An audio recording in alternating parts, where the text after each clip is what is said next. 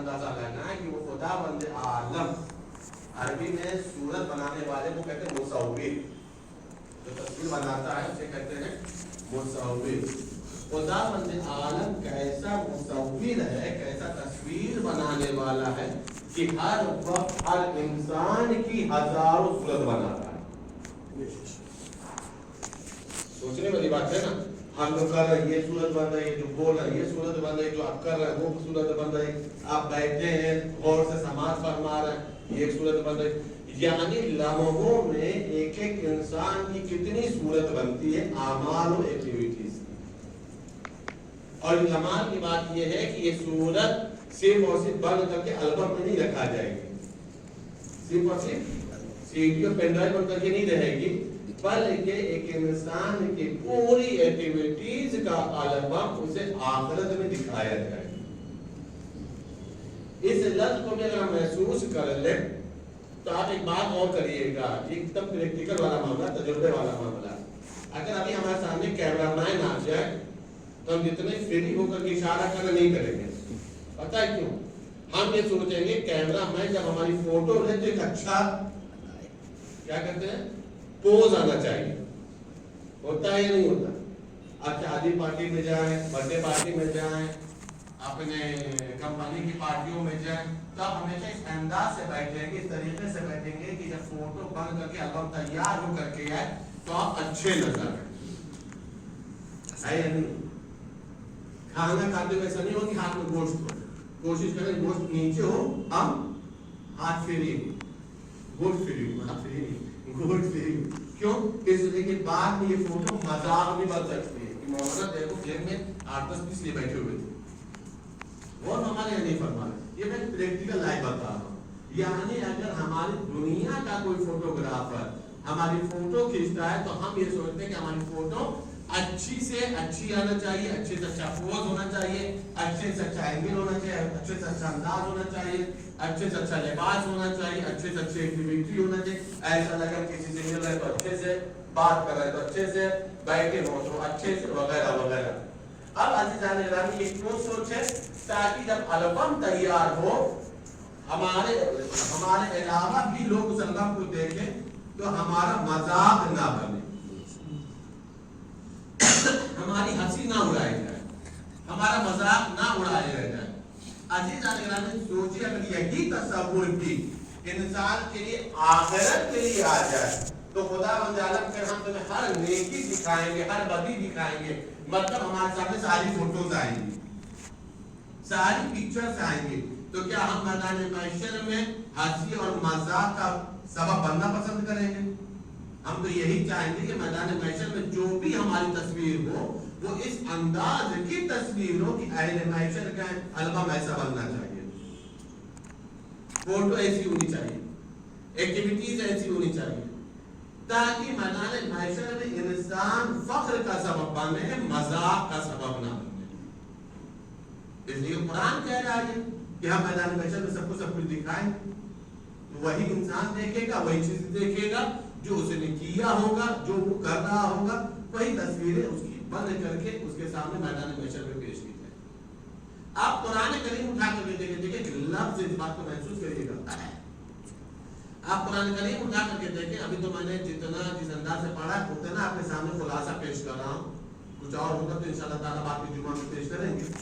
قرآن کریم میں جو لفظ استعمال کیا ہے کہ ذرہ برابر بھی تم نیکی کرو گے تو تم اسے دیکھو گے، ذرہ برابر بھی تم برائی کرو گے تو تم اسے دیکھو گے۔ ذرہ ایک ایسے پوائنٹ کا نام ہے کہ جو خود ہماری آنکھوں سے نہیں دکھائی دینے والا، ذرہ ایک ایسی شے کا نام ہے کہ اس ذرے کو اگر موت سمجھے تو یہ مٹی کا ایک ٹکڑا ہے، پتھر کا ایک حصہ ہے، اس سے زیادہ تصور نہیں کر سکتے، ہاتھ میں لینے کے بعد پتہ نہیں وہ مٹی کا ہے کہ نہیں ہے، کلیئر نہیں کر سکتے، پتھر کا وہ ٹکڑا ہے کہ نہیں ہے، کلیئر نہیں کر سکتے۔ ذرہ اس پوائنٹ کو کہتے ہیں، اس حصے کو کہتے ہیں، اور ہمارا اللہ اس پوائنٹ کو جسے ہم تو آنکھوں سے بھی کلیئر نہیں کر سکتے کہ وہ کس چیز کا ذرہ ہے، اللہ اس ذرے کی بھی تصویر بنائے، چاہے وہ ذرہ ہم نے اچھا کیا ہے چاہے وہ ذرہ ہم نے برا کیا ہے۔ غور کریے گا، اب آپ قرآن کریم اٹھائیے، قرآن کریم میں پھر بول رہا ہوں جس انداز سے میں نے پڑھا ہے اس انداز سے آپ کے سامنے پیش کر رہا ہوں، ممکن ہے کہ اس کے آگے بھی قرآن کریم کے اندر اللہ نے جو آخرت کی منظر کشی کی ہے، میدان محشر کی جو منظر کشی کی ہے، خاص طور سے حساب و کتاب کے مسئلے میں کہ جو حساب و کتاب ہوگا، باز پرس ہوگی، پوچھا جائے گا، سوال جواب کیا جائے گا، جزا سزا دی جائے گی، انعام و اکرام دیا جائے گا، جو کچھ بھی ہوگا، جنت و جہنم دیا جائے گا، جو خدا بند عالم نے میدان محشر کی منظر کشی کی ہے، اس منظر کشی کے ہم نے 12 پوائنٹ نوٹ کیے ہیں قرآن کریم سورہ ہے، آیت نمبر ہے 12 پوائنٹ ہم نے اس کے ابھی تک نوٹ کیے ہیں. ہو سکتا ہے 12 سے کچھ بہت زیادہ ہوں گے، ابھی تک ہماری نگاہوں کے سامنے وہ 12 ہیں. ان 12 پوائنٹوں کو آپ کے سامنے پیش کرنے کی کوشش کروں گا، دیکھوں گا کہ کہاں پہ وہ پوائنٹ پہنچ رہے ہیں. اس سے آپ کو اندازہ لگے گا کہ میدان محشر کا حساب و کتاب کتنا سخت ترین ہوگا، کتنا سخت ترین ہوگا. وہاں کے میدان محشر کے حساب و کتاب کے بارے میں ہم تصور نہیں کر سکتے. پہلے ان 12 جو پوائنٹ ہے اس پوائنٹ کو خلاصہ کے سامنے پیش کر دے رہا ہوں، اس سے آپ کو اندازہ لگے گا کہ کس انداز سے خدا بند عالم میدان محشر میں حساب و کتاب کرے گا. خدا بند عالم نے آخرت کے عدالت کے لیے 12 قوانین، 12 لا ابھی تک ہم نے جو نکالا ہے قرآن سے 12 قانون اللہ نے تیار کیے ہیں. اس قانون کے تحت میں فیصلہ ہو. پہلا فیصلہ ہے سورہ بنی اسرائیل کا، کہ جس میں خدا بند عالم کہہ رہا ہے کہ میدان محشر میں سب کی ساری فائلوں کو اوپن کر دیا جائے گا، کھول دیا جائے گا. اور کریے گا پہلا، ابھی سب انشاءاللہ تعالی دھیرے دھیرے آگے بڑھتا جائے. اس کے بعد خدا بند عالم سورہ کاف میں ارشاد فرما رہا ہے جو میدان محشر میں سنوائی ہوگی، یعنی خدا بند عالم جو انسانوں کے مقدموں کو سنے گا وہ سخت نگرانی کی حالت میں ہوگی. یعنی ایک ایسی نگرانی ہوگی کہ جس میں کسی کو بھی انٹرفیئر کرنے کا حق ہی نہیں ہوگا، کسی کو بھی دخل اندازی کرنے کا حق نہیں ہوگا. جو سامنے ہے اس کا فیصلہ ہوگا، فیصلہ کرنے والا خدا کی ذات ہوگی، سنوائی اللہ کر رہا ہوگا.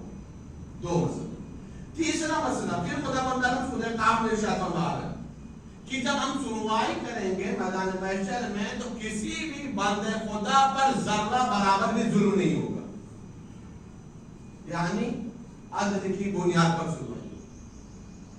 چوتھا فیصلہ خدا بند عالم، چوتھا قانون خدا بند عالم سورہ بنی اسرائیل میں ارشاد فرما رہا ہے کہ وہاں پر ڈیفنس کرنے کے لیے تمہارے پاس کوئی اپنا وکیل نہیں ہوگا. وہ کہیے گا یہ سب قرآن ہے. اس کے بعد خدا بند عالم فرما رہا ہے سورہ شورى میں کہ وہاں پر میدان محشر میں رشوت نہیں چلے گی. اگر پسند سے آپ دیکھیں تو 1400 سال پہلے قرآن نازل ہوا، 1400 سال پہلے یہ چیزیں نہیں تھی. 1400 سال پہلے یہ چیزیں نہیں تھی. یہ 100% رشوت نہیں چلتی تھی. قاضی کے سامنے فیصلہ جاتا تھا، فیصلہ ہو جاتا تھا. آئیے دیکھیے 1400 سال بعد ہم پڑھ رہے ہیں، ایسا لگ رہا اللہ نے آج ہی قرآن نازل کیا.